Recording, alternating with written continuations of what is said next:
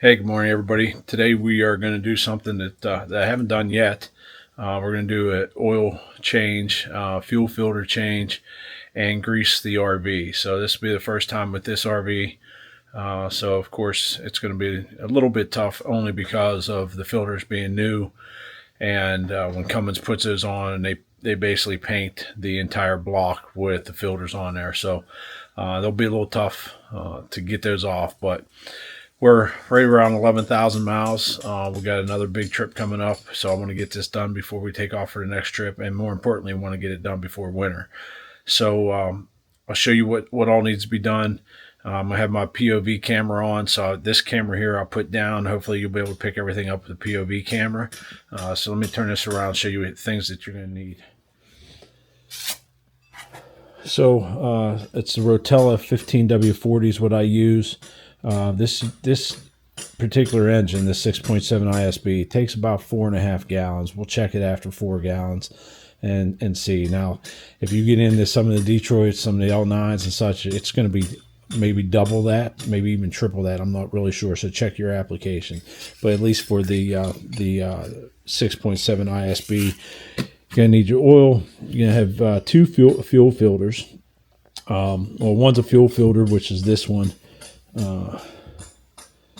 FF63041NN. Now this one here is going to be on the fuel rail itself. I'll show you where that's at when we get over to the rig. And then you're going to have a fuel water separator.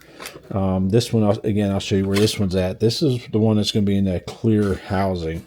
And it does exactly what it says. It's going to separate the fuel and water. Now, on late 24s and later, it's going to be easy to get to. It's right behind the driver's side tire. On the older ones, mid or early 24 and later, that housing sits back along the block of the engine, and it's a little bit tougher to get to. So it's nice they moved that around. So I'll show you where that's at. And then you got your oil filter itself. In this case, LF3970. And then we'll be adding arc oil, friction modifier. And then once we get that done, we won't be doing anything with the transmission. It's not to that point yet.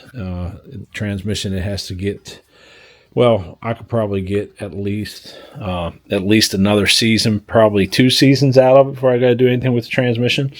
And then once we're done with that, then we'll go ahead and get underneath of there and work on the front suspension, the drive shaft, the rear suspension, and grease all those points. And I think there's 26 or 28 grease points. So I'll show you what those are as well. You're going to need a grease gun. So in this case, I'm using a pneumatic grease gun with that many grease points. You're going to be pumping all day long if you either don't have a battery operated one or a pneumatic one. In my case, a pneumatic.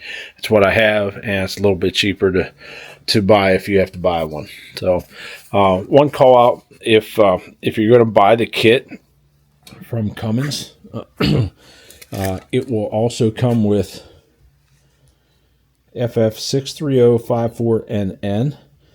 For my application, I do not need this.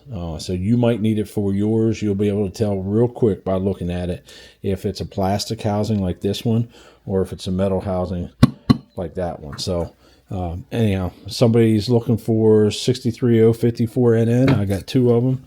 You're more than welcome to them. So I'll show you the other tools that you're going to need, then we'll go ahead and get started. There's my puppy. Hey, Bubby. So you're going to need some type of a receptacle. In my case, I got 2 of these buckets here. Each one of them holds 4 gallons. So you're going to need something that's going to be able to hold. You better plan on 8 gallons, depending on what rig you have, but at least 6, because you can't fill it up to the rims. This one will hold 4. I got another one that's going to hold 4. The other thing you're going to need, and I'll show you again once I get underneath the rig, is a ratchet. I think it's 3/8. I'll check when I get under. It's 3/8 or a 1/2 inch, either one.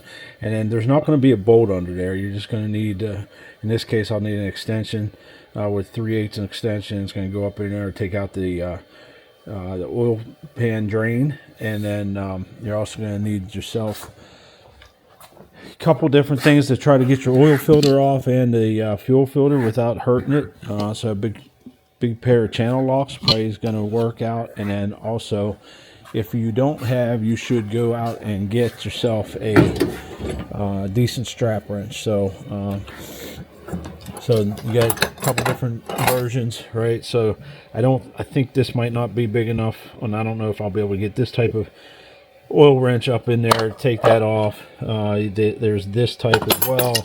There's this type here, and then there's always, again, the strap wrenches. So you can use whichever one's going to work in your application. I also have a different strap wrench that I can actually put a wrench on. It's in the RV and the toolbox there, so I'm going to get that out. And it's a canvas type, nylon type wrench, and you actually put a 3/4 inch wrench on it to turn it. So we'll go ahead and get that out. But the other thing you're probably going to need or should have is get yourself a flashlight. I think you guys have seen this before, but I wear these flashlights here to go mount on your head. So we'll have this as well. We'll go ahead and get started, and I'll show you what's going on. I am going to start the rig up just to for a couple reasons.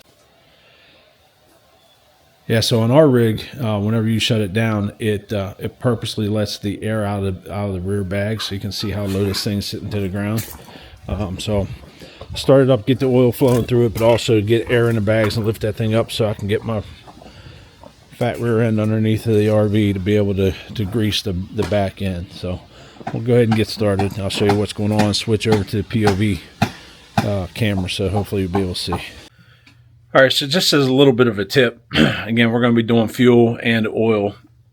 Do your oil first. You're going to have to get underneath of the rig to do your oil, and you are absolutely going to make a mess when you take the fuel filter off. So you don't want to be laying in that fuel. So do your oil first, change your oil filter, and then fill it back up. Check it for any leaks, and then do your fuel filter after that, so you don't have to lay in the smelly diesel. So go ahead and get started. A couple other things just to throw out there. Get yourself a good pair of gloves, something that's you'll be able to grip with, just because, again, you're going to make a mess. You're going to need a bunch of rags, especially when you get into the greasing. So again, I'll turn on the POV, and hopefully this thing works, and you can see what's going on. All right, so we're underneath the coach. Hopefully you can see this, but this is what I was talking about, where all you need is a 3/8 drive. Get up there and take this plug out.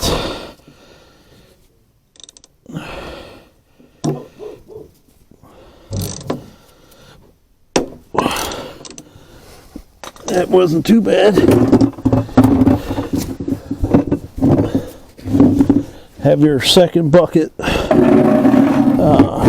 ready to go so you don't overflow anything, just in case.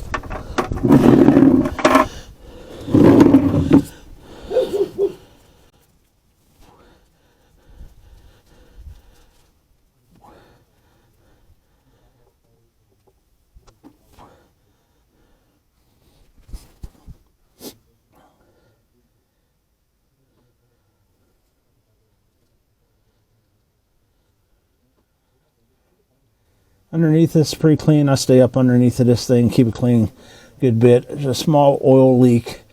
I'm not 100% sure where it's coming from. It's on the back side of the motor. You can maybe see it back there on the back of the pan. It's not enough for me to worry about. It doesn't even use a quart of oil every 5,000 miles, so not even that. So it doesn't even move off the full indicator, so I don't worry about it too much. I don't know if you can see kind of up in there. Let's see if I can move this. Up in there is where your oil filter's at. I might actually be able to get to it from it's behind the air conditioning compressor, so I'll be able to get up in there and get that out. A buddy of mine told me a little trick. He pokes a hole in that oil filter and lets it drain down before he attempts to take it off. So probably get up there. So Scott, appreciate the tip. Get up there, poke a hole on the bottom of it, let that drain, then we'll go ahead and change that out as well.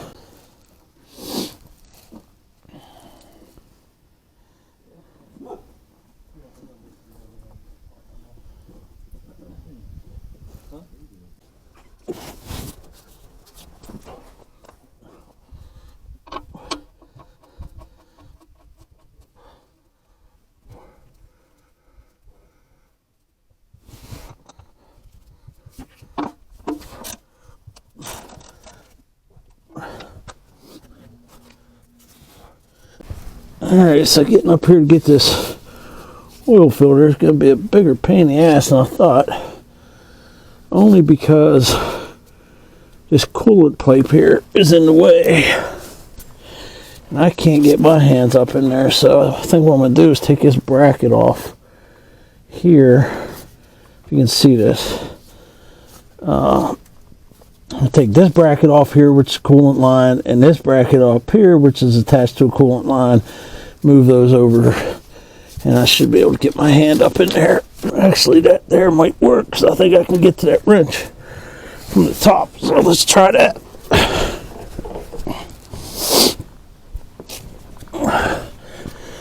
Get my oil bucket over there. In case it starts to come, we'll just keep bringing it.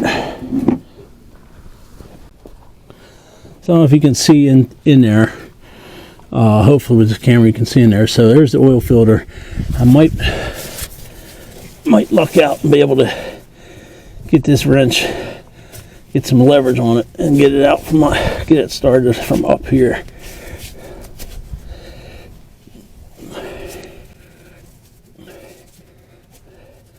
Like everything that's modern, they make it really, really tight to get in here.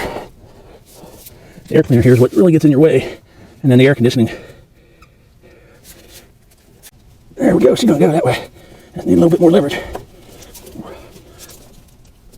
Where's she coming? Just be careful when you get up in here. You got air lines going down to your brakes. Got a bunch of different wires for sensors. Just don't want to get a hold of any of those and rip them off. So just take your time, a little bit at a time.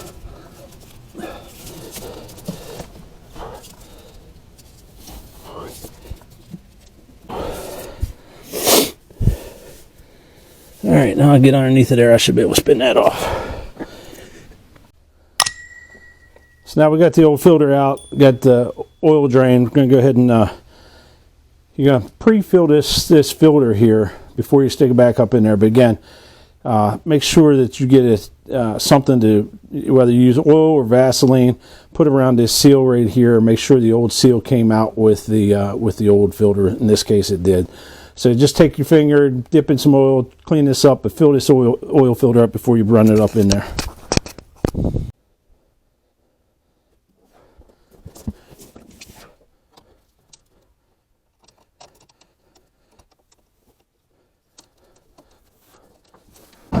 You're going to go ahead and fill it up with oil and start it up, and then check for any leaks, mainly around your oil filter there. So all good here.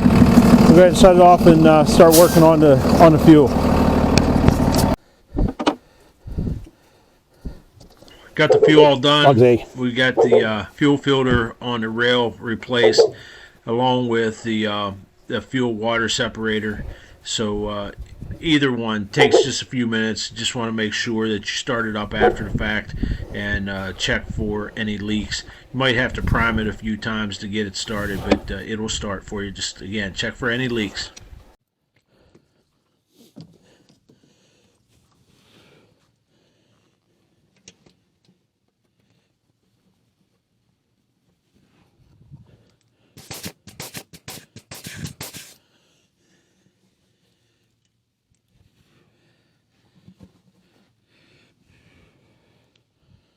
You want to make sure you clean your grease fittings off before you connect the hose to them. You don't want to be pushing any dirt or debris down in there, even though it's a tight hole. It could still happen.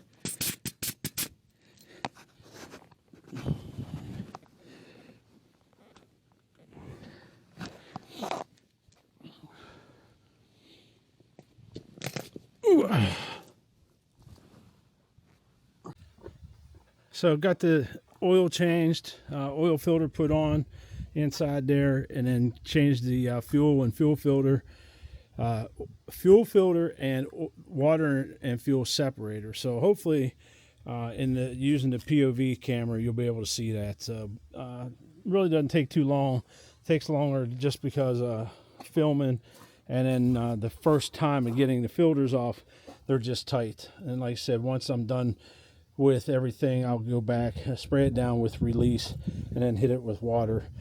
So here's your Cummins part numbers 5526400 or the Fleet Guards FF63041NN.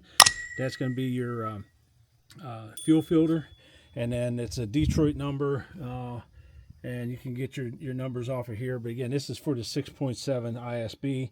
One thing just to note, in case it didn't get picked up on the POV camera, is you do have a connection down here, and this is for a sensor that's going to let you know if you got water and fuel, and give you a heads up, and eventually will shut you off if that's the case. Fill this up. I did have to prime this. Here's a primer button. I had to prime it probably 10 or 12 times. I cranked it a few times, it wouldn't start, but primed it a few more times, fired right up. No leaks anywhere. So it should be good to go. I'm gonna go ahead and start doing the greasing. So I'll count them as I go, and I'll show you at the end and let you know. But I think it's 28. So most of them are going to be up here on your front suspension. You got one here, one there. There's one here on your steering arm, your pitman arm. Underneath on your ball joints. I don't think you can probably get underneath it there, but there's going to be another one up underneath it here on your ball joints. And that's going to be on both sides. Obviously not steering on the other side, but and then on the way back, it's going to be 2 grease fittings on every connection where your drive shaft splices in. So and then I think there's 4 on this one, and then once you get to the back suspension, it's going to be the same way. So I'll have the POV camera on. Hopefully you'll be able to see it, and I'll count them, and then once we before I end the video, I'll let you know what the total number is. But again, this is a Freightliner S2RV chassis. Should be 28 fittings on here. So we'll get to it, and we'll be back. I'll turn the POV on, and hopefully you'll be able to see it. But again, just to kind of give you an idea where they're at. Got one here, another one back there, another one back in there, but they're all under there. So I'll give you a count. Thanks for watching. Please like and subscribe. Until next time, ciao.